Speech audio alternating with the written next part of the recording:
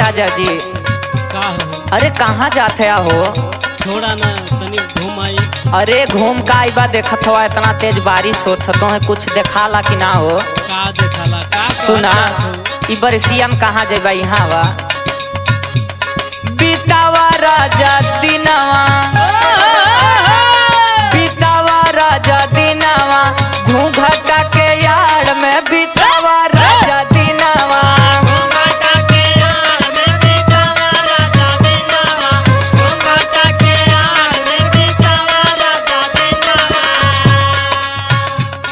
अरे भीग जइबा राजा बाटे बारिश के महीनावा बीतावा राजा दिनवा घूंघटा के यार में बीतावा राजा दिनवा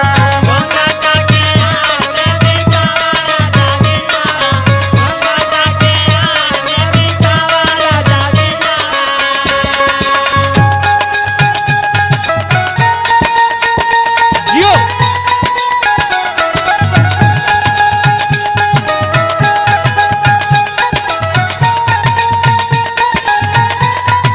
क्या हो गया है?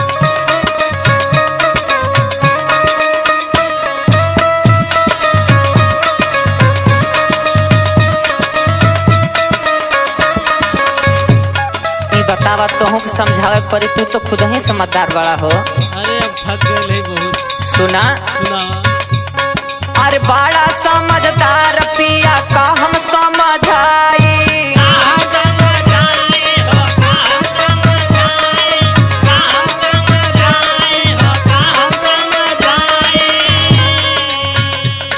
अरे नाही घरवा बाबू बड़े नाही तोहर माई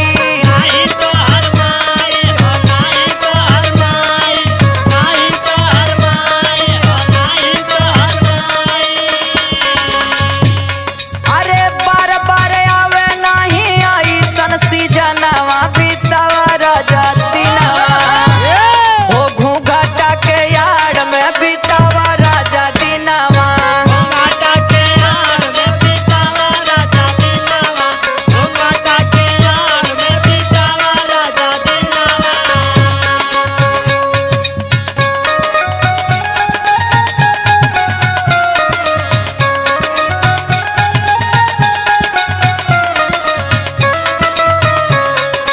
क्या बात है?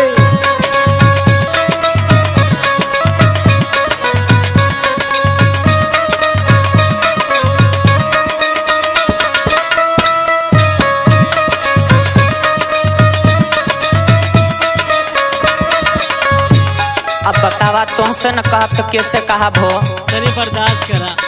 अरे तू ही मोरा हीरा बड़ा तू ही धड़ा कनवा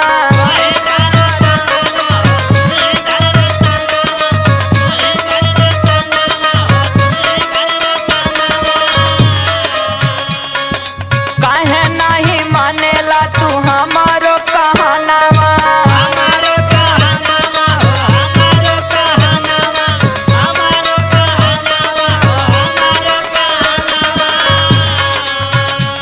हो सटल रहा तबले जबले होखे ना पसीनावा बीतावा राजा दिनवा घूंघटा के यार में बीतावा राजा दिनवा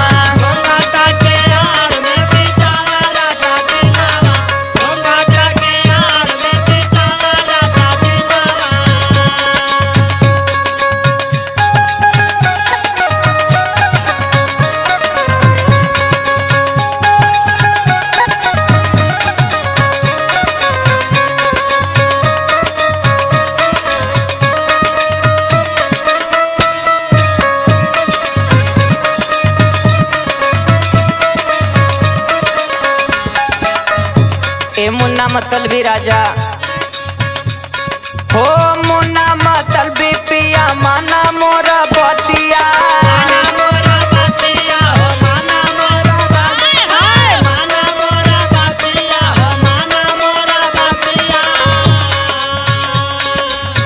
चल के बिछावा राजा घरवा में खटिया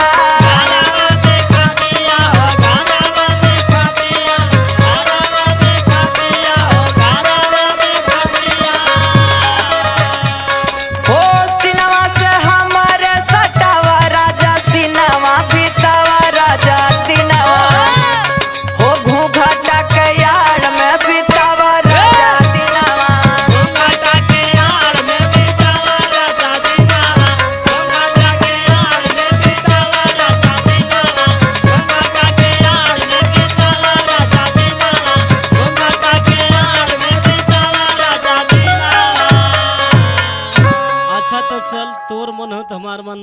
ठीक बाबा चला चलल जाए हो।